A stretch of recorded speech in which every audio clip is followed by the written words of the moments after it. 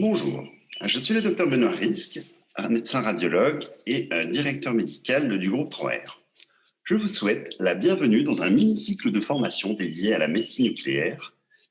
Nous y rappellerons les principes du PET scanner ainsi que les indications à cette imagerie en médecine nucléaire en 2022. Le cours de ce jour nous parlera de son utilisation en oncologie. Les docteurs Théophilos Christoforidis et Victor Fernandez, spécialistes en radiologie et en médecine nucléaire à l'Institut de radiologie de Sion, vous parleront de ces indications. Dans quelles conditions sont-elles remboursées par la LAMAL?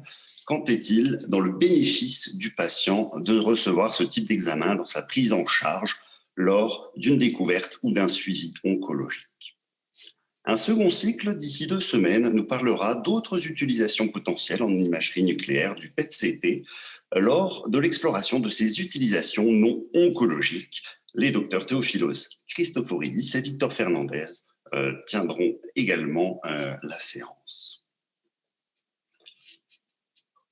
Lors de ces cours de formation que nous avons maintenant l'habitude de faire dans le réseau 3R, après cette brève introduction, le webinaire durera environ 50-55 minutes et nous aurons un espace de discussion à la fin de la séance. N'hésitez pas à poser vos questions lors du chat en ligne qui est facilement accessible sur l'application Zoom utilisée sur mobile ou sur votre ordinateur lorsque vous regardez la séance. À la fin de la séance, un mail vous sera envoyé le lendemain en général pour obtenir le point de formation continue. Vous pourrez l'avoir en remplissant un bref questionnaire qui vous prendra 30 secondes. Vous recevrez automatiquement un mail avec le diplôme de formation. Cette formation du jour ainsi que la suivante est accréditée pour 1 point par la Société suisse de radiologie ainsi que l'Association des techniciens en radiologie médicale.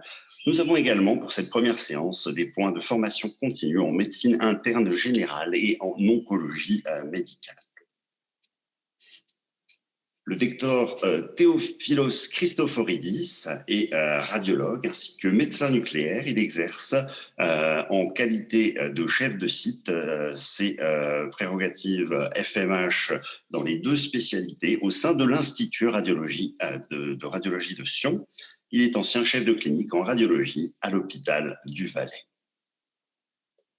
Le docteur Victor Fernandez, quant à lui, est médecin radiologue et passé par les hôpitaux fribourgeois ainsi qu'un clinica en médecine nucléaire au CHUV à Lausanne. Il travaille actuellement à l'Institut de radiologie de Sion ainsi qu'au centre du Petit Chêne au cœur de Lausanne où il a pour mission de développer également l'activité de SPECT-CT qui va se lancer les prochaines semaines, qui est en train de se lancer à Lausanne au sein du réseau.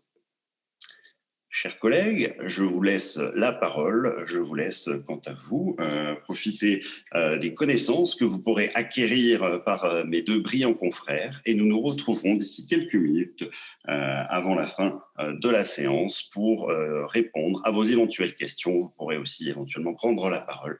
Je serai également disponible pour les questions. Je vous remercie et bonne séance. Bonjour, je m'appelle Victor Fernandez, je suis un médecin spécialiste en radiologie et en médecine nucléaire. Et aujourd'hui, avec le docteur Christoforidis, on va vous parler de PET-CT.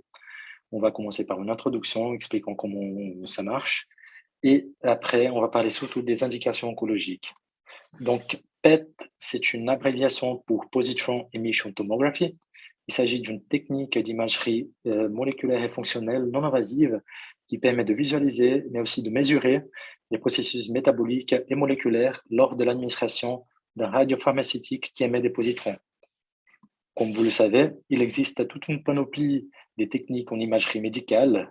Certaines favorisent plutôt notre résolution spatiale, donc c'est des techniques plutôt anatomiques, comme le CT et l'US. L'IRM, c'est un peu entre deux, dans le sens, bien sûr, il y a le côté anatomique et résolution qui est importante, mais il y a aussi des techniques plus avancées comme la spectroscopie qui permettent également de visualiser des processus plutôt métaboliques ou fonctionnels, tandis que de l'autre côté du spectre, on a la médecine nucléaire avec le PET, le SPECT et la scintigraphie, qui c'est des techniques en fait qui favorisent plutôt la sensibilité, donc qui vont visualiser la fonction et le métabolisme et avoir une résolution spatiale qui est moins performante. Il existe aussi, après ça a été développé, voilà, des modalités hybrides, donc qui essayent de réunir le meilleur des 2 mondes, donc le PET et le SPECT-CT et le PET-IRM. Ici, c'est une autre image pour donner ce concept en fait de sensitivité en fait en imagerie moléculaire. Donc en imagerie nucléaire, on a une résolution spatiale qui est relativement mauvaise, donc qui est supérieure à 1 millimètre. Par contre, on verra qu'elle est extrêmement sensible même à des modifications sous des molécules avec une concentration extrêmement faible. Donc on est là de l'ordre du pico ou du nanomolaire. Tandis que l'imagerie plutôt anatomique, on a plutôt la situation inverse. Avant de parler de PET directement, c'est important de comprendre quel est le concept d'imagerie moléculaire. Lorsqu'on parle d'imagerie moléculaire, donc on est en train de parler des processus vraiment au niveau cellulaire. Donc, c'est des imageries qui permettent de visualiser plusieurs processus, comme par exemple la prolifération cellulaire, le métabolisme, la déposition des protéines, certains récepteurs spécifiques pour les tumeurs. Et pour tous ces processus, en fait, il existe un radiotraceur spécifique PET qui peut être employé en imagerie. Alors, qu'est-ce que c'est un radiotraceur? Tout simplement, c'est des molécules qui ont 2 parties importantes. Donc, une partie qui émet des irradiations, donc qui est radioactive, et cette partie, elle permet effectivement de créer des images, tandis que l'autre partie, le vecteur, c'est quelque chose qui est spécifique, en fait, qui va être spécifique pour la cible qu'on est en train d'imager. Donc, comme je vous ai dit avant, il existe plusieurs cibles. Comme cible qu'on peut utiliser en PET, il y a effectivement le métabolisme, comme le glucose, c'est le plus utilisé comme, dans le contexte du FDG. Il y a aussi des acides aminés. Il existe aussi des récepteurs spécifiques en fait de surface, comme le récepteur à la somatostatine. Il existe aussi des protéines spécifiques comme le PSMA ou la déposition de protéines en fait amyloïdes ou tau dans le contexte de maladie d'Alzheimer. Ou sinon, dans l'imagerie des perfusions cardiaques, on peut utiliser plutôt les transports actifs de cations ou même la diffusion de l'eau ou de l'ammoniac. Alors, la majorité des radiotraceurs, en fait, en médecine nucléaire en général, mais surtout tous les radiotraceurs en fait, ils sont administrés par voie intraveineuse. Et juste pour vous donner une idée de la quantité de glucose, par exemple, qu'on va donner chez un patient lorsqu'on fait un PET ou FDG, c'est comme pratiquement une cuillère de sucre dans le lac Léman. Donc, c'est extrêmement faible, en fait, comme quantité. Et on est vraiment de l'ordre du pico ou du nanomolaire. Donc, la majorité, ça dit tous les radiotraceurs, en fait, en règle générale, ils n'ont pas d'effet pharmacologique. Un concept important aussi de comprendre, c'est de comprendre qu'est-ce que c'est le positron. Donc, il existe certains isotopes de certains atomes qui sont stables parce qu'ils ont un excès de protons. Donc, le proton, c'est la particule du noyau qui est chargée positivement. Donc, une façon de devenir stable, c'est d'émettre des positrons. En gros, lorsqu'il fait ça, en fait, il y a un proton qui devient un neutron, et puis ce positron est tout simplement en fait un électron positif. C'est ce qu'on appelle en fait la décroissance ou l'irradiation bêta+. Ce positron, en fait, il va avoir un petit trajet dans la matière. En fait, tout de suite, il va trouver un électron dans quelque chose qui est chargé négatif. Et puis, les deux, en fait, ils vont faire un processus qui s'appelle l'annihilation. Donc, les deux vont disparaître. Et puis, ils vont émettre, en fait, 2 photons en direction perpendiculaire, en fait, par rapport au trajet du positron et dans les sens opposés. Et puis, ces photons, ils ont toujours 511 kV comme énergie, n'importe quelle est l'énergie du positron. Il existe plusieurs radioisotopes qui peuvent être utilisés en imagerie PET. Parmi ceux, en fait, le plus important, c'est quand même le F18, le fluor 18. Il est très utilisé parce qu'il a des propriétés physiques qui sont optimales. Déjà, ils ont un temps de demi-vie relativement long par rapport aux autres, 110 minutes. Cela permet effectivement d'être transporté en dehors du centre de production, d'être commercialisé. Et en plus, en fait, ils ont une énergie du positron qui est relativement faible. Et cela signifie que le parcours dans la matière avant l'annihilation, avant de rencontrer en fait l'électron, il est relativement court. Et cela veut dire en fait que la qualité d'image, elle sera meilleure. Parce qu'en fait, l'événement, c'est-à-dire la décroissance qui va arriver là, il n'y aura pas beaucoup d'incertitudes en fait par rapport au positionnement. Donc, on aura un parcours qui est de l'ordre de 0,6 mm. Tandis qu'un autre traceau, comme par exemple le Rubidium 82, qui est utilisé en imagerie cardiaque, il aura en fait un parcours d'environ 6 mm et donc avec une qualité d'image qui sera bien pire. La majorité des radiotraceurs PET sont produits par un cyclotron. Un cyclotron, c'est une machine quand même assez complexe. C'est un accélérateur de particules qui permet de produire effectivement des atomes qui sont des émetteurs de positrons. Tous ces processus, en fait, il est étanche, il est aseptique, et puis à la fin du produit, en fait, il n'y a pas beaucoup d'intervention humaine. Et puis à la fin, on a le radiotraceur qui pourrait être directement injecté chez le patient pour les radiotraceurs à très court temps de demi-vie ou être commercialisé, transporté, comme c'est le cas pour les radiotraceurs qui utilisent le F-18. Alors, la machine en elle-même, PET-CT, elle ressemble beaucoup à un CT normal, donc avec un table pour le patient, une espèce de tunnel, en fait, une gantry avec la machine dedans. Donc, à l'intérieur de l'enceinte, il existe en fait un anneau de détecteur d'irradiation en fait qui est autour du patient. Et puis ces détecteurs en fait, ils vont effectivement capter les deux photons qui partent, comme je vous ai expliqué, de façon perpendiculaire à l'arrivée du positron et avec en fait un angle d'environ 180 degrés. Ici, c'est un schéma un peu plus détaillé de ce processus, positron et puis l'annulation. Et puis, en fait, les deux détecteurs, en fait, ils sont appareillés électroniquement, dans le sens qu'ils arrivent plus ou moins à calculer la distance, parce qu'en fait, les signaux arrivent de façon presque simultanée, et puis les temps, et puis de mesurer, en fait, d'où l'annulation et l'arrivée, et utiliser ça pour reconstruire l'image. Mais lorsqu'on parle de PET-CT, on parle aussi de CT. Donc, il y a aussi un CT qui est aussi installé dans l'enceinte de la machine. Et puis, le CT, il a deux fonctions importantes en fait lors du PET-CT. La première étant la correction d'atténuation. La deuxième, c'est la corrélation anatomique. La correction d'atténuation, c'est simplement une correction des images PET brutes qui sont de qualité relativement mauvaise. Et puis, on utilise en fait une map de densité qui est produite par le CT pour corriger les annulations en fait qui sont captées par le PET par rapport à la densité des tissus visualisés au CT. Après, en fait, la corrélation anatomique, c'est vraiment à la base de l'imagerie hybride, donc PET-CT. Donc, on parle de, ici, on a le PET, ici, on a le CT, ici, on a le PET-CT, c'est-à-dire l'image de fusion. Donc, c'est important, en fait, avec l'imagerie hybride, c'est-à-dire, on voit une captation, on voit la corrélation anatomique. Un exemple, c'est ici une captation. Ça peut être la surrénale, ça peut être les reins. Et ici, on voit qu'effectivement, c'est une masse de la surrénale. Et puis ici, la fusion. Mais le PET, il permet aussi la quantification, c'est-à-dire que il y a en fait un indice en fait qui est utilisé en PET, qui s'appelle le SUV ou Standard Uptake Value, qui c'est un indice en fait semi-quantitatif qui permet un peu de dire quelle est la concentration d'une molécule qu'on est en train d'étudier à l'intérieur d'un volume qu'on a établi. Ici, c'est la formule en fait pour calculer le SUV.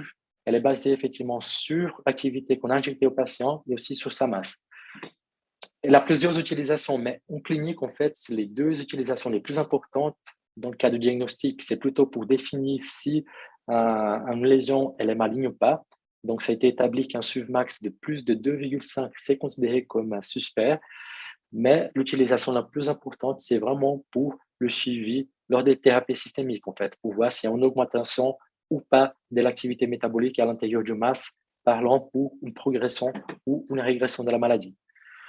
Donc, en Suisse, il existe plusieurs radiotraceurs qui sont utilisés en fait en imagerie PET.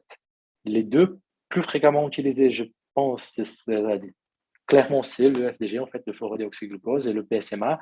Et puis, aujourd'hui, on va parler surtout de ces deux traceurs, mais il existe aussi des traceurs importants comme les DOTATOC et DOTANOC, qui sont des radiotraceurs spécifiques pour les récepteurs de la somatosacine.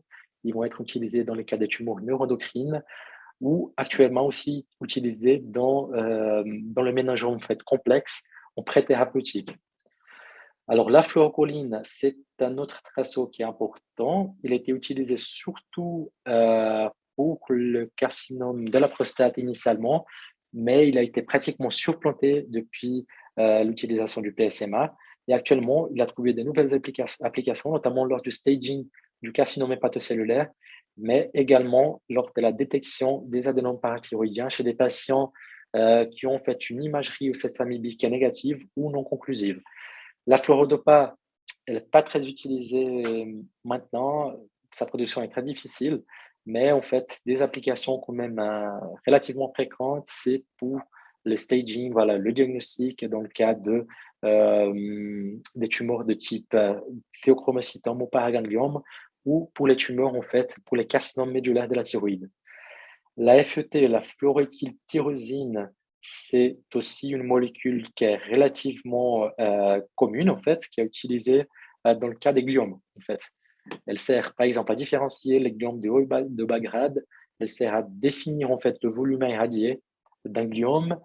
Elle permet aussi de différencier entre une récidive versus une radionécrose d'un gliome, mais elle est également utilisée dans le même contexte pour les métastases cérébrales. Un autre traceur important, je pense que c'est le groupe, en tout cas, des radiotraceurs le plus récent de cette liste, c'est les traceurs pour la bêta-amyloïde. Donc, c'est des traceurs qui sont spécifiques pour la maladie d'Alzheimer. Et puis, pour finir, il y a le rubidium qui est utilisé surtout pour l'imagerie cardiaque. Donc, quand on parle de plusieurs traceurs, on parle aussi de plusieurs types de biodistributions différentes. Donc, il y a certains traceurs qui vont s'accumuler surtout au niveau du foie, d'autres, par exemple, là, au niveau de la rate.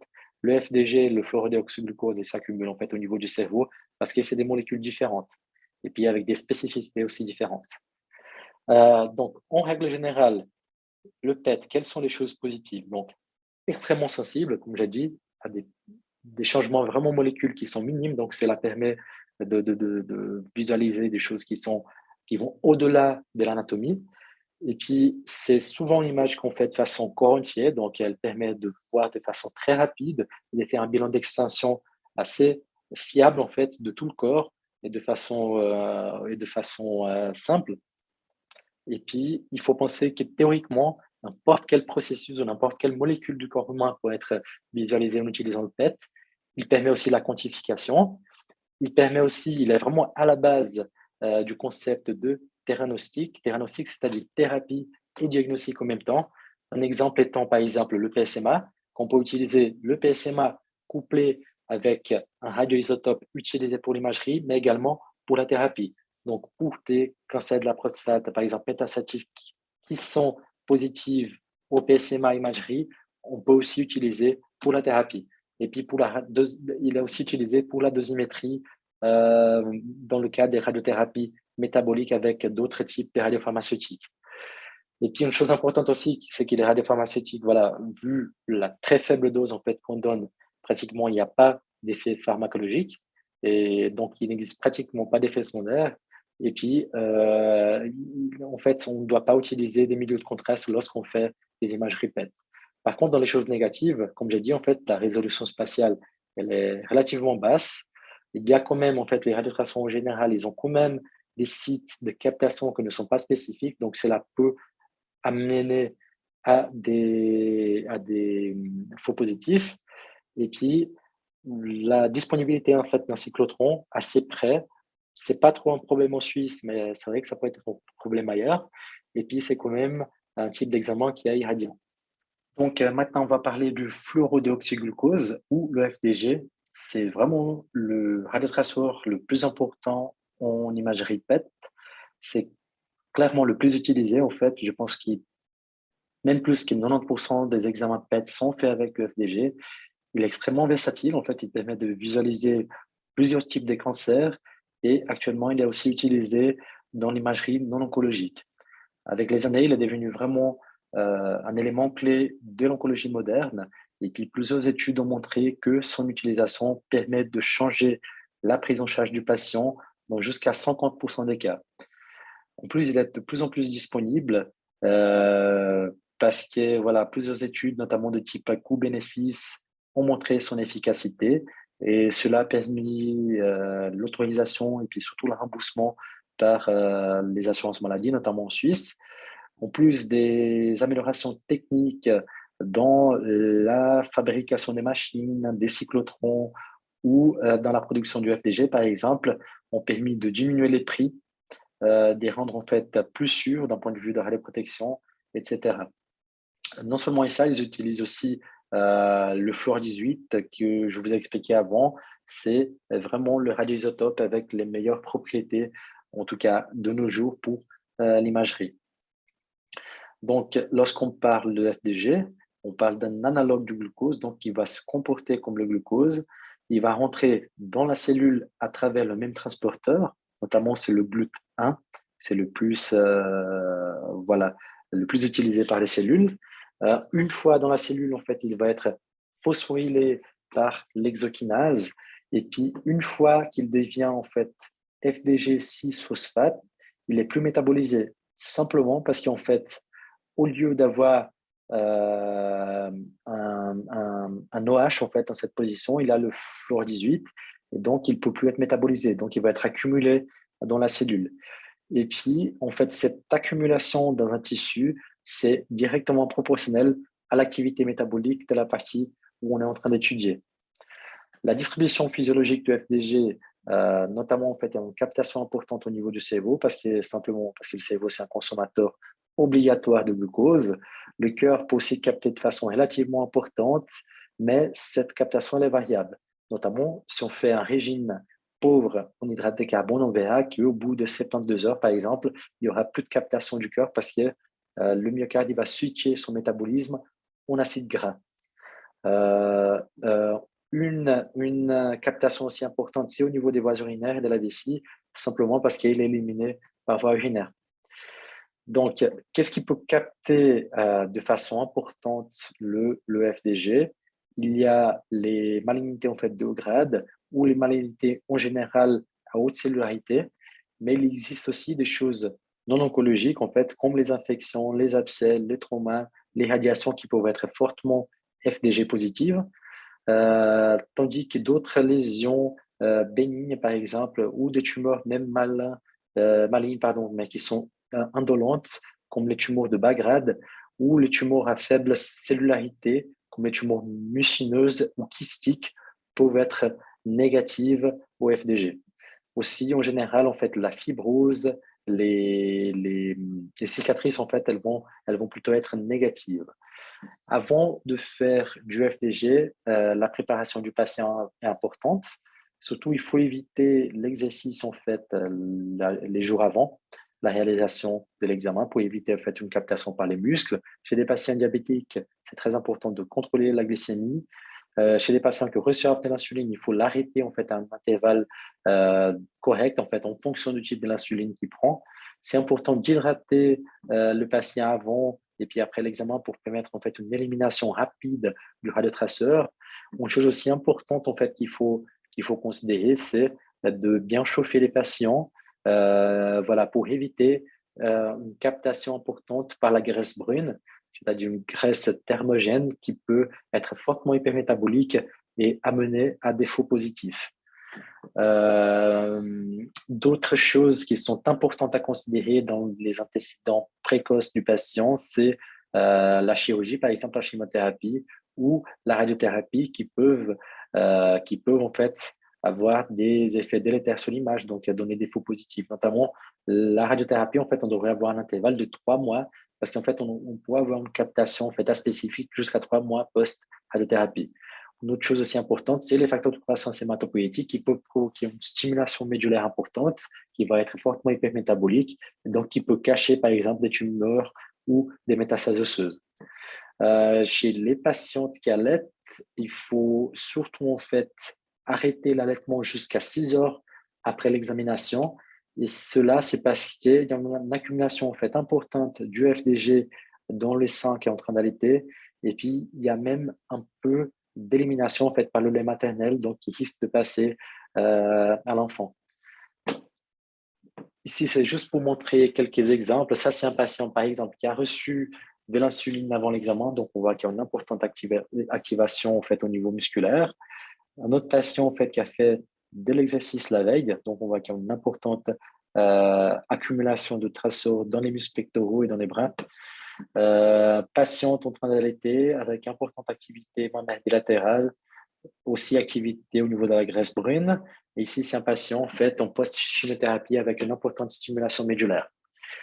Jeune patiente de 27 ans qui était venu chez nous en fait pour le suivi post-traitement d'une maladie de Hodgkin, et puis on fait le PET. On voit importante captation en fait cervicale bilatérale, des captations paravertébrales, captation médiastinale postérieure qui peut être voilà suspecte, des captations périrénales. Tout ça, c'est de la captation provoquée par la graisse brune. Dans le suivi d'après, en fait, on lui a donné en fait une dose de propranolol qui a permis effectivement d'étendre ces captations au niveau de la graisse brune. Donc, le FDG, il y a beaucoup d'indications en fait oncologiques. On peut diviser les indications en fait en diagnostic. Par exemple, la caractérisation d'un nodule solitaire pulmonaire, c'est quelque chose qui est assez classique en fait, lorsqu'ils sont de taille supérieure à 8 mm. Il faut aussi dire que voilà, on peut théoriquement utiliser le PET-FDG chaque fois qu'on voit en fait une lésion suspecte, soit de tumeur primaire, soit de métastase, mais qui, voilà, dont le diagnostic n'est pas clair en se basant seulement sur l'imagerie conventionnelle, ou par exemple lorsqu'une biopsie n'est pas faisable, pour essayer de caractériser ces lésions. D'autres indications, c'est par exemple les syndromes paranéoplasiques. Dans le contexte du staging, voilà, la majorité des carcinomes, en fait, ils sont PET positif, FDG positifs, donc on peut les imager. Et puis c'est important, surtout lorsqu'on prévoit en fait un traitement curatif, de voir s'il y a ou pas voilà, des métastases à distance. C'est important aussi, par exemple, pour la majorité des lymphomes ou d'autres types de tumeurs dont la réponse à la thérapie systémique est complètement basée sur l'activité métabolique de la maladie. Et puis, voilà, il y a plusieurs types de tumeurs qui peuvent être imagés par PET-FDG. On peut aussi l'utiliser pour la planification de la radiothérapie pour certains types de tumeurs. Pour la réponse thérapeutique, en fait, pour cette évaluation, c'est très important, surtout pour des tumeurs qui sont métastatiques et qui sont FDG positifs, ou comme j'ai dit avant, pour les lymphomes, pour les mélanomes métastatiques, par exemple. Une autre utilisation importante, c'est lors de la suspicion de récidive en fait, d'une tumeur à l'imagerie conventionnelle, ou lors du restaging, lorsque cette en fait, récidive a été prouvée. Comme j'ai dit, la majorité des tumeurs malignes peuvent être fortement, est fortement hypermétabolique au PET, et donc ils peuvent être imagés par PET-FDG. Il existe des tumeurs comme les CHC et les carcinomes ovariens qui peuvent démontrer une activité qui est plutôt modérée en fait, mais malheureusement, il existe aussi tout un groupe de tumeurs malignes en fait qui peuvent ne pas être PET positifs du tout. Je vous donne quelques exemples, notamment par exemple les carcinomes bien différenciés de la thyroïde peuvent être PET-FDG négatives. Les tumeurs néoendocrines en général, en fait, lorsqu'elles sont bien différenciées, elles ne vont pas capter le FDG. Un exemple classique, c'est le carcinome broncho-alvéolaire pulmonaire, qui est souvent PET négatif. La même chose, c'est pour le carcinome lobulaire du sein, pour les carcinomes rénaux. C'est toutes des choses, en fait. Par exemple, le carcinome rénal, on sait que souvent la tumeur primaire est négative, mais lorsqu'il y a des métastases, elles sont souvent positives. Il y a même certains types de lymphomes, comme les lymphomes MALT, qui sont effectivement FDG négatifs. Je vous donne deux exemples. Ici, c'est un patient en fait, qui était venu pour la caractérisation d'une masse pulmonaire avec PET-FDG. On n'a fait aucune captation pathologique en fait, de FDG, tandis qu'il a eu une biopsie après, et puis la biopsie, ça a révélé que c'était une tumeur carcinoïde, donc une tumeur néoendocrine. Puis le suivi d'après, on a fait plutôt un PET odotatate. Donc, c'est un radiotraceur qui est spécifique pour les récepteurs de la somatostatine. Et puis, on voit qu'il y a une forte captation de cette tumeur. Un patient cas similaire, c'est un patient en fait chez lequel on a découvert de façon fortuite une masse surrénalienne droite, une masse vasculaire. Donc, on a pensé diagnostic différentiel, métastase, adénocarcinome ou pourquoi pas phéochromocytome. On a fait le PET-FDG pour chercher quelque chose ailleurs et aussi pour bilanter cette lésion. Aucune captation pathologique, tandis qu'après, on a pensé possiblement phéochromocytome, donc on s'est dit, on fait un dotatate et puis, forte captation en fait au dotatate, confirmant le diagnostic de phéochromocytome bien différencié. Malheureusement, il existe aussi des lésions bénignes qui peuvent être fortement positives au FDG. Il existe des des exemples classiques. Je dis presque tous les jours, en fait, comme les tumeurs de Vartin ou quelque chose d'assez classique. Par exemple, c'est les synovites vilonodulaires pigmentés du genou lorsqu'on fait des PET du corps entier chez des patients avec mélanome, par exemple. Ici, c'est un exemple que j'ai vu en 2016, un exemple très intéressant. Et c'est un patient en fait qui a eu un PET-FDG pour le bilan d'extension d'un plasmocytome extramédulaire rénal qui captait faiblement. Et puis, on a découvert de façon fortuite en fait une masse graisseuse de la paroi thoracique qui était fortement hypermétabolique au PET. Et voilà, il existe en fait un type de tumeur graisseuse qui peut faire ça s'appelle l'hibernome. En gros, c'est une tumeur, c'est comme un lipome, mais qui est composé de graisse brune, donc fortement hypermétabolique. Maintenant, on va passer au PSMA. Qu'est-ce que c'est le PSMA? C'est en fait, le PSMA, ça veut dire Prostate Specific Membrane Antigen. Donc, c'est quelque chose qui est exprimé en fait sur la surface des cellules de la prostate. Et puis, en gros, c'est un enzyme en fait, c'est un métalloprotéinase. Il y a un autre nom qui s'appelle en fait glutamate carboxypeptidase 2. Et puis, il est exprimé, comme je vous ai dit, en fait, sur les cellules prostatiques normales, mais il est surtout surexprimé lors de carcinome prostatique. Non seulement ça, en fait, plusieurs études ont montré que son expression est associée à un mauvais pronostic, à un risque plus élevé de métastase et à une diminution de la survie. Lorsqu'on parle d'imagerie au PSMA, donc on parle plutôt des molécules en fait qu'on utilise qui vont lier le PSMA sur la surface. Il en existe plusieurs, et puis elles ont toujours cette partie en commun en fait, qui c'est la partie qui va lier le PSMA. Tandis que du côté en fait radioisotope, on peut utiliser des radioisotopes pour l'imagerie, comme c'est le cas du gallium 68 et du fluor 18, mais on peut aussi utiliser des radioisotopes pour la thérapie. Donc ça, c'est un émetteur bêta-, donc c'est un émetteur d'électrons pour aussi dire. Et puis c'est le cas de lutetium 177 qu'on utilise en cas de thérapie. Donc, les études plus récentes en fait, ont montré effectivement une nette supériorité du PET au PSMA lors de récidives biochimiques d'adénocarcinome prostatique en comparaison avec les autres types d'imagerie, notamment avec le PET à la F-choline. Une étude récente en fait, qui est sortie en 2022 sur Nature en fait, a montré que le fait d'utiliser du PET au PSMA chez des patients avec récidive biochimique, ça a un impact dans plus de 50% des patients. L'impact il est surtout important chez des patients avec des taux bas ou très bas de PSA. Classiquement, c'est des patients qui, voilà, c'est très difficile de trouver où c'est la récidive, notamment lorsqu'on utilise par exemple le PET-à-la-choline. Et puis, jusqu'à ce jour, c'est vraiment la modalité d'imagerie la plus performante pour la détection des adénopathies en fait, métastatiques chez des patients avec un adénocarcinome prostatique à risque modéré ou élevé ou à l'état initial. Il existe deux indications importantes en fait, qui sont d'ailleurs reconnues par les assurances en Suisse.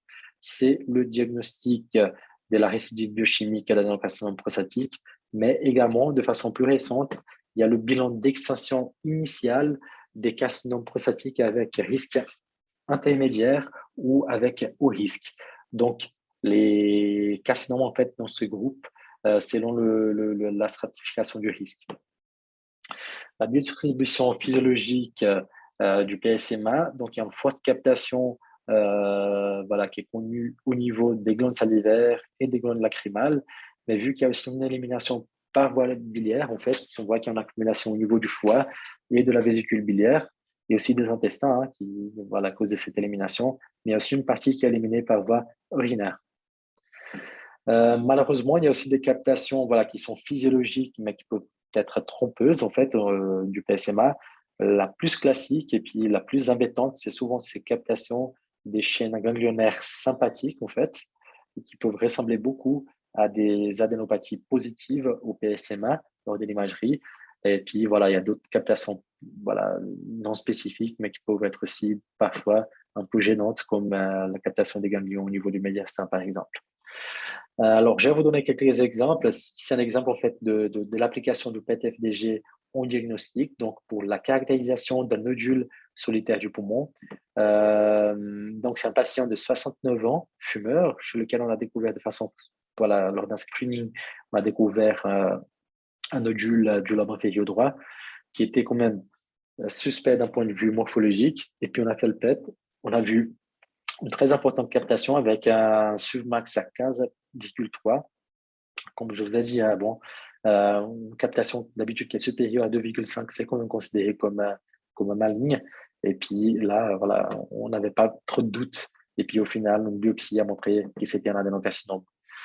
Une autre application en fait en diagnostic, c'est pour la recherche lorsqu'on a en fait ce qu'on appelle un carcinome of unknown primary. C'est un patient en fait de 59 ans chez lequel on a vu cliniquement des adénopathies cervicales à droite. On a fait la biopsie, c'était un carcinome épidermoïde. L'examen clinique n'a pas montré un primaire. Il a eu un CT aussi qui n'a pas montré clairement un primaire. Alors, c'est un patient qui était très claustrophobe, donc on n'a pas pu faire une IRM, donc je ne sais pas si ça aurait montré le primaire. En tout cas, on a fait un bilan pour PET pour chercher le primaire, mais également pour le bilan d'extension. Et puis, on a vu qu'il y avait une captation en fait asymétrique des amygdales palatines, plus marquée du côté droit. Donc, on a considéré ça comme étant pathologique et effectivement, la tumeur primaire était là. Patient de 54 ans, bilan d'extinction pour maladie de Hodgkin. Donc ici, on est en train de voir le FDG dans le bilan d'extinction. Donc on voit plusieurs adénopathies métaboliques en fait supradiaphragmatiques, étant intéressant surtout le thorax et puis la base du cou du côté gauche. Mais l'examen a aussi montré une captation importante par une petite adénopathie rétropéritonéale qui aurait pu être complètement ratée, voilà, à l'imagerie conventionnelle. Et non seulement ça, il y avait aussi une captation de l'aile iliaque droite sans aucune modification d'un point de vue morphologique. Je vous donne voilà, des exemples. Quelque chose qui est assez fréquent en fait lors du PET-FDG, c'est aussi de trouver des tumeurs primaires synchrones ailleurs. On voit ça fréquemment. Ici, c'est quelques exemples que j'ai vus les quelques derniers mois. Patient, bilan d'extinction pour un adénocarcinome œsophagien, et puis on découvre de façon fortuite, en fait, on voit cette captation en fait au niveau du sigmoïde. On a fait une colonoscopie et puis ça a révélé être effectivement un petit adénocarcinome au niveau sigmoïdien. Situation similaire, patient avec adénocarcinome œsophagien, bilan d'extension, on découvre de façon fortuite cette captation importante au niveau de la prostate qui a été bilantée et puis au final, c'était aussi un adénocarcinome au niveau de la prostate synchrone. Et puis un autre cas, patient, caractérisation en fait pour une lésion pulmonaire euh, droite en fait, qui s'est révélé être après un adénocarcinome pulmonaire, mais on a aussi vu cette captation au niveau de l'œsophage qui était un adénocarcinome primaire de l'œsophage. Je vais vous donner aussi un exemple d'utilisation du PSMA en staging chez un patient de 79 ans avec un adénocarcinome prostatique à haut risque. Donc, l'imagerie PET seule, on voit qu'il y a plusieurs captations voilà, pathologiques. Après, si on va regarder dans le détail, on voit qu'il y a des ganglions qui captent fortement le radiotraceur PSMA. Et si on va regarder d'un point de vue purement morphologique, on voit que ces ganglions, ils sont vraiment centimétriques, donc probablement indétectables en fait sur l'imagerie oncologique seule, conventionnelle seule. Ici, chez les mêmes patients, en plus, on a vu qu'il y avait plusieurs captations osseuses en fait qui étaient voilà positives pour des métastases et malgré ça, aucune modification au CT. Donc, c'est vraiment un cas qui illustre l'importance du PET. Ok, donc je vous remercie, je passe la parole à mon collègue Théo Christoforidis. Merci. Bonjour, c'est Christoforidis Théophilos, radiologue FMA, spécialiste de la médecine nucléaire. Et aujourd'hui, je vais vous parler pour le rôle du PET-CT au traitement oncologique. Commençons avec la radiothérapie. Les PET-CT jouent un rôle stratégique parce qu'on peut voir beaucoup plus de lésions tumorales qu'avec le scanner ou l'IRM et parce qu'en même temps, on peut éviter l'irradiation de tissus normaux en se concentrant seulement sur les tissus tumoraux. À la fin, avec le PET-CT, on peut adapter le traitement et on peut modifier le traitement de la radiothérapie en faisant des contrôles réguliers. Aujourd'hui, la radiothérapie est utilisée pour plusieurs cancers comme le col utérin, le cancer du poumon, le cancer de la sphère ORL, aussi le cancer de la prostate. Ici, on réalise le rôle du PET-CT pour la planification de la radiothérapie. Sur l'image en haut, c'est une image du scanner, on voit la région qui devrait être irradiée, qui est entourée par la ligne rouge. Sur l'image en bas, c'est l'image du PET-CT, on réalise que la vraie lésion qui devrait être irradiée, c'est seulement la région qui est entourée par la ligne verte. Contrairement, on voit ici une adénopathie infracarinaire sur l'image du scanner, et selon le scanner, ça serait la selle qui devrait être irradiée. Mais sur l'image du PET en bas, on réalise que le patient il avait en même temps des adénopathies sugulaires de deux côtés. Alors, la planification de la radiothérapie à ces patients-là se modifie. Sur ces images-là, on voit les résultats de la radiothérapie à gauche sur un cancer du rhinopharynx et à droite sur un cancer du rectum avec une réponse quasi complète. Sur ces images-là, on voit une réponse partielle sur un cancer du l'œsophage, du tiers moyen de l'œsophage avec petite résidus après le traitement de radiothérapie. Sur ces images-là, on réalise l'avadage du PET-CT versus scanner. Sur l'image en haut, c'est l'image avant la radiothérapie, on voit la lésion métastatique du cancer colorectal du foie gauche. Sur l'image à bas et à gauche, on voit que la lésion après la radiothérapie n'a pas été modifiée selon les scanners, mais selon les PET, on voit une nette diminution de son métabolisme. Et cette image signifie qu'on a une réponse quasi complète. Mais quand on doit faire le PET-CT après la radiothérapie, selon une dernière étude, on doit attendre 8 à 12 semaines pour éviter la visualisation de tissus inflammés et de tissus traumatisés par la radiothérapie. Sur l'image à gauche, on a un sarcome de Ewing qui a été irradié. Et en bas, on voit une pneumonie actinique après la radiothérapie. Sur l'image à droite, on avait une patiente avec une lymphome qui a été irradiée. Et on réalise sur le PET-CT une ischophasie post-actinique. Maintenant, quel est le rôle du PET-CT à la chimiothérapie? C'est une outil de première ligne pour la suivi et intéresse principalement les lymphomes, les tumeurs gynécologiques, le cancer mammaire et aussi les mélanomes. Selon les scanners, pour voir les résultats de la chimiothérapie, on utilise les critères RECIST. Et les critères RECIST, c'est basé sur la taille de la lésion. Selon les PET, on utilise les critères PERSIST. Et les critères PERSIST se basent sur le métabolisme, sur les SUV. Pour avoir une réponse complète après la chimiothérapie, on doit avoir une disparition de la captation du radiotraceur. La réponse partielle c'est défini à une diminution de la captation du radiotraceur plus de 30%. Pour une maladie stable, la réponse est définie par une diminution ou une augmentation de la captation du radiotraceur autour de 30%. Et pour une maladie en progression, on doit avoir une augmentation de la captation du radiotraceur plus de 30%. Ici, on voit les résultats de la chimiothérapie 2 et 8 semaines après le traitement où on réalise une réponse complète. Ici, on réalise une réponse partielle 2 et 8 semaines après la chimiothérapie d'un cancer rectosigmoïdien. Voici là une lésion métastatique du foie gauche, 1 semaine, 3 semaines et 6 semaines après la chimiothérapie, où on voit une réponse partielle. Sur ces images-là, on a une lymphome avec réponse complète après 8 cycles de chimiothérapie. Mais quel est le rôle du PET-CT au résidu tumoral? Si on tape sur Google valeur du PET-CT pour le résidu tumoral, 16 millions de résultats vont arriver, éléments qui nous montrent la grande valeur du PET-CT à la recherche des résidus. On utilise le PET-CT pour trouver des résidus pour le cancer rectal, pour le cancer anal, pour le cancer du sang et pour le cancer de la prostate. Concernant les résidus tumorales du cancer prostatique, on va parler du PSMA. Le PSMA, c'est une substance différente du FDG. C'est une antigène spécifique de la membrane prostatique avec une autre expression sur l'adénocarcinome de la prostate. La valeur du PET-CT augmente selon les niveaux du PSA. Pour une PSA entre 0,2 à 0,5 nanogrammes par millilitre, la valeur prédictive positive du PET-CT, c'est 62%. Mais pour une valeur du PSA plus de 2 nanogrammes par millilitre, la valeur prédictive positive du PET-CT monte à 94%.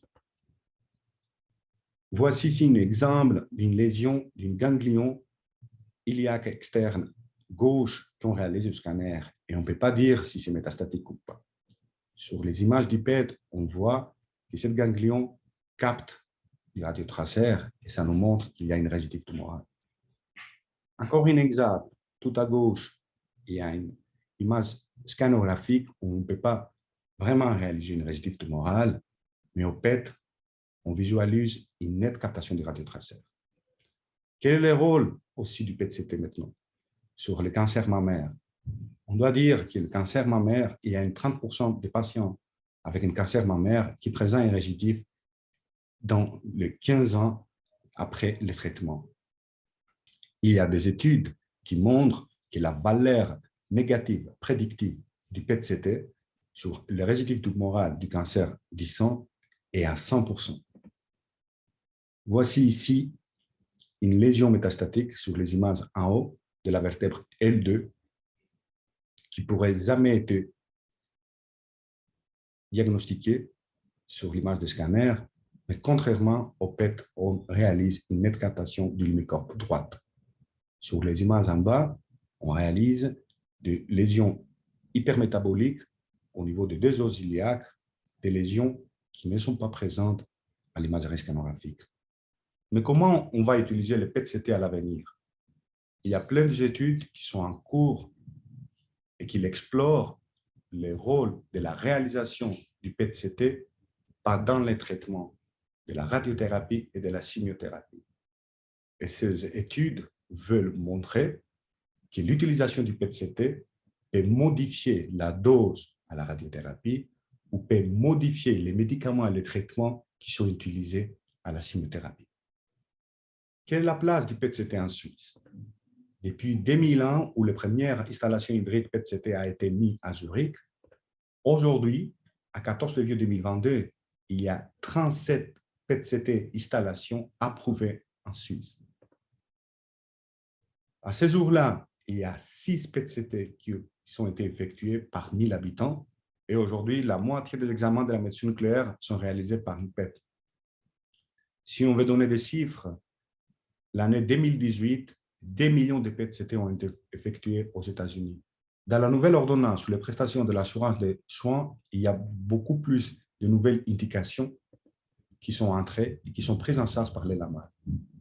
Par exemple, sur la chirurgie thoracique, le bilan initial, la réponse au traitement et la suspicion de récidive de tumeurs pulmonaires ont été remboursés par les LAMA. Pareil pour la caractérisation des lésions chimiques, aussi la caractérisation des lésions pleurales suspectes. À l'hématologie, les lymphomes sont suivis et doivent être suivis par une PET-CT. Et pareil pour un bilan initial si symptomatique du myélome et aussi le bilan du plasmacytome.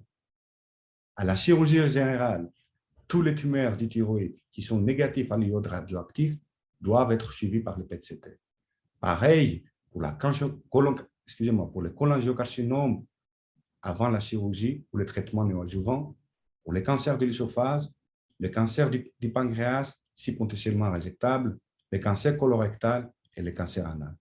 Pour les cancers de la sphère ORL, les bilans doivent être faits par une PET-CT concernant le cancer du pharynx, de la larynx et aussi concernant les adénopathies cervicales avec cancer primaire connu.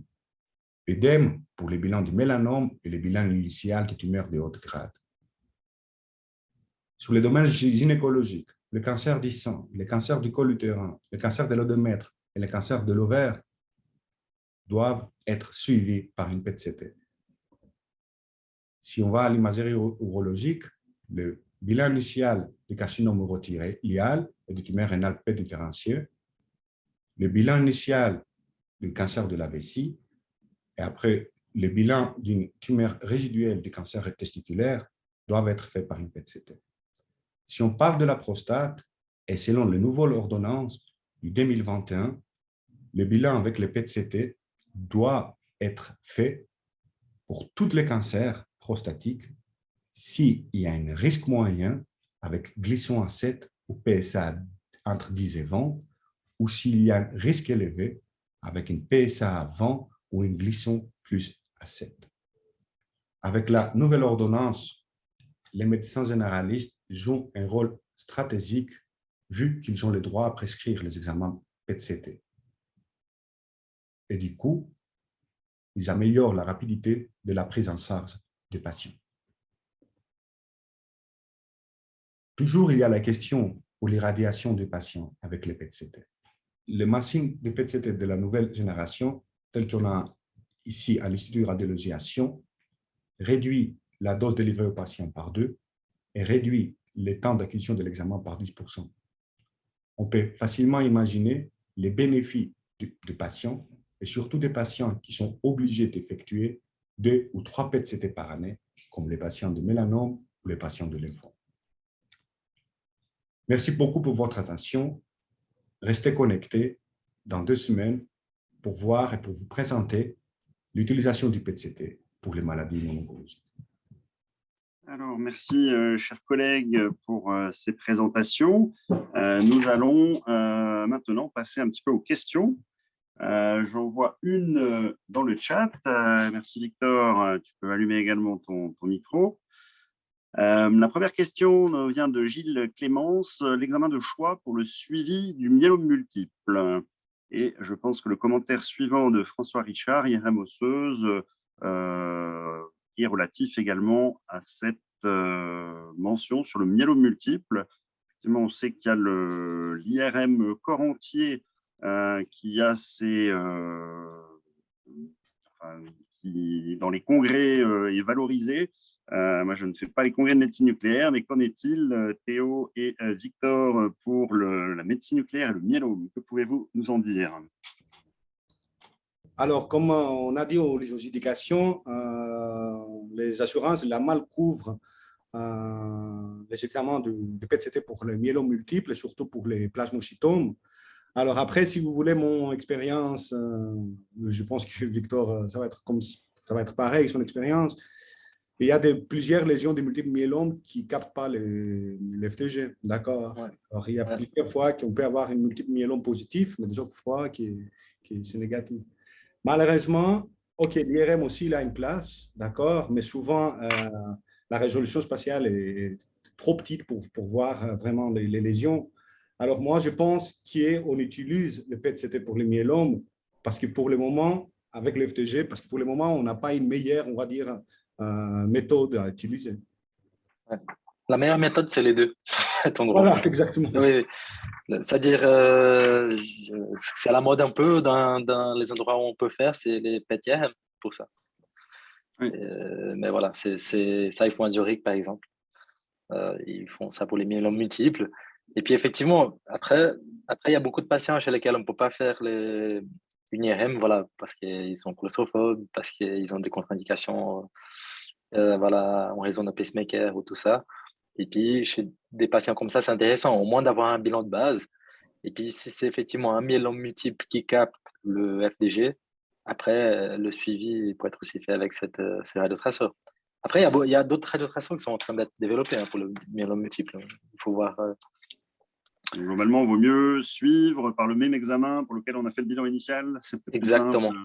Ouais. Oui, je pense.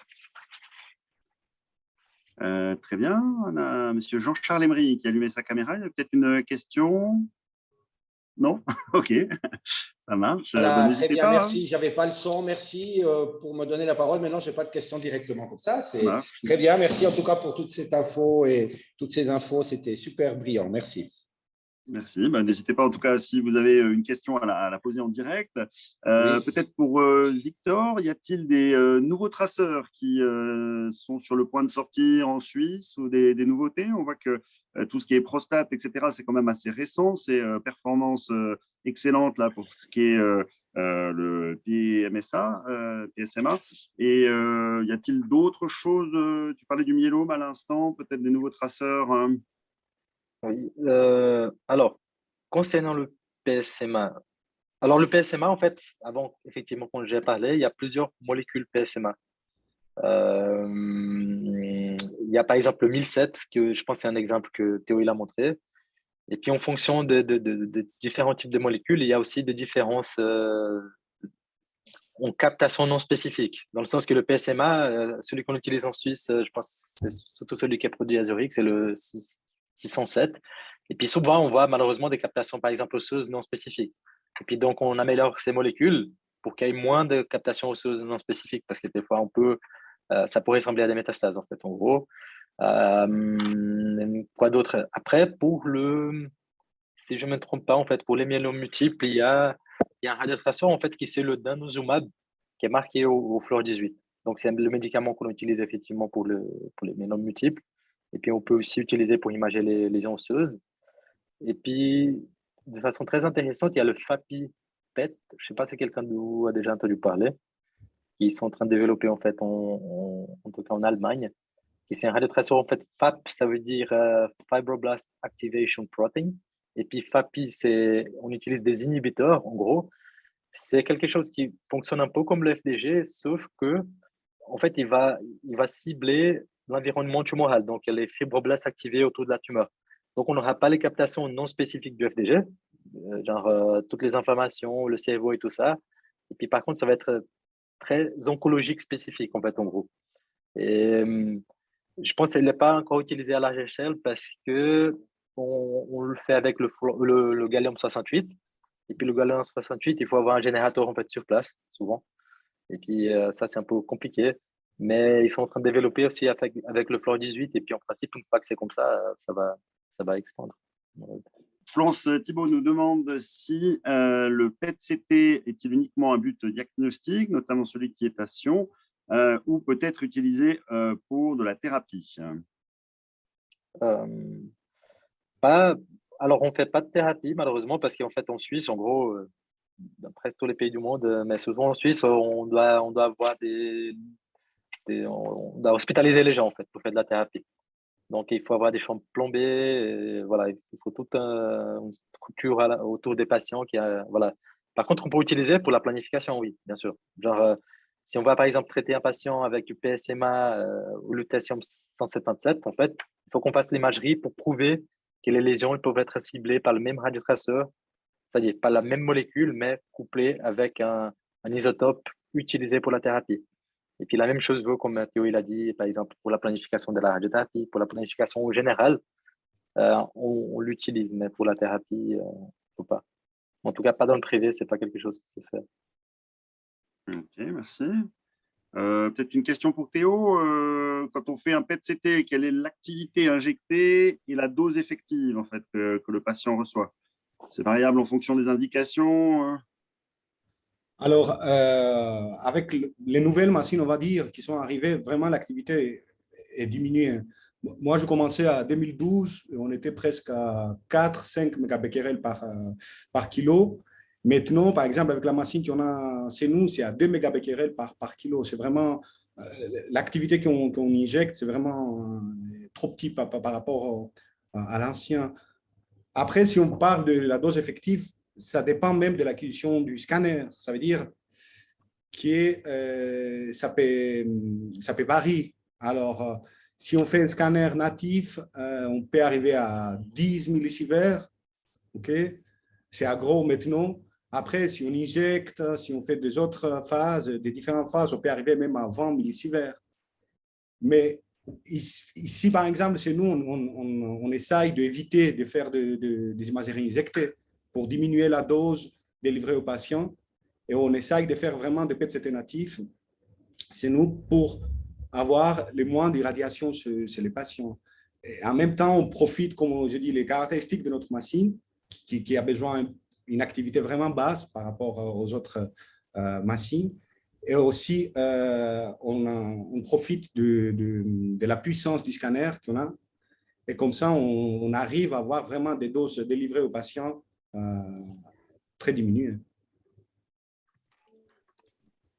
C'est une question plus d'ordre philosophique. Est-ce qu'il n'y a pas des oncologues qui se sont mis un peu à la médecine nucléaire. On sait que, par exemple, des cardiologues se sont mis un petit peu à l'imagerie cardiaque pour ces nombreuses indications oncologiques. Dans votre activité universitaire, vous n'avez pas eu d'oncologue qui avait presque envie de devenir nucléariste, ou non? Non. Moi, je connais, oui.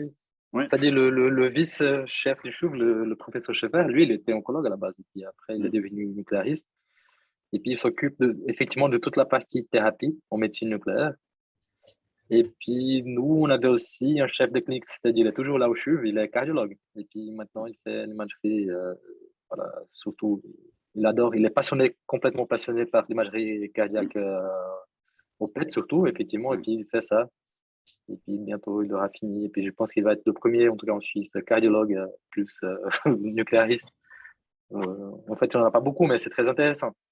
Sauf que, effectivement, moi, j'adore l'imagerie cardiaque au PET. Je pense que c'est vraiment top. Mais c'est difficile à faire aussi dans le privé parce qu'ils font un générateur en fait, de rubidium, parce que c'est ça qu'on utilise comme radiotraceur. Et puis, c'est quand même assez onéreux. Et puis, il faut faire beaucoup de patients en fait, pour que ça soit rentable. Après, ils sont en train de développer aussi un radiotraceur pour la perfusion, en fait, pour l'imagerie de perfusion cardiaque avec le fluor 18. Et puis, une fois voilà, si vraiment ça, il y aura ça, puis ça va être beaucoup plus simple. Après, il y a une partie de la médecine nucléaire qui est déjà je parle de la Suisse allemande, hein, qui est déjà partie au cardiologue. Par exemple, à Bâle, la cardiaque, c'était le cardiologue qui faisait, pas le nucléariste. Ah non, je parle du PET. Surtout, oui, non, je veux dire en général pour la médecine nucléaire. Je veux dire qu'il y a des parties qui ont déjà été absorbées par des autres spécialités. Ah oui. On voit en tout cas avec ce webinaire que c'est vraiment une spécialité qui se développe, où il y a vraiment des indications nouvelles, des nouveaux traceurs. Donc, merci à vous en tout cas au sein du réseau de suivre ça de près pour le bénéfice de nos patients. Est-ce qu'il y aurait d'autres questions? Vous pouvez allumer le micro sans autre ou sinon par le chat. Sinon, l'heure étant passée, je pense qu'on va vous libérer pour l'après-midi. Et puis, merci en tout cas, Victor et Théo. C'était très intéressant. J'ai appris en tout cas beaucoup de choses. On se réjouit de la deuxième partie qui aura lieu dans 2 semaines sur les indications non oncologiques, où vous pouvez vous réinscrire séparément au deuxième. Ou sinon, si vous avez déjà coché l'inscription aux 2 webinaires lors du premier, vous devriez normalement recevoir les conditions de connexion rapidement. Alors, je vous remercie. Je vous souhaite une belle après-midi et puis à une prochaine. Au revoir. Merci. Merci, au revoir. Au revoir. Au revoir.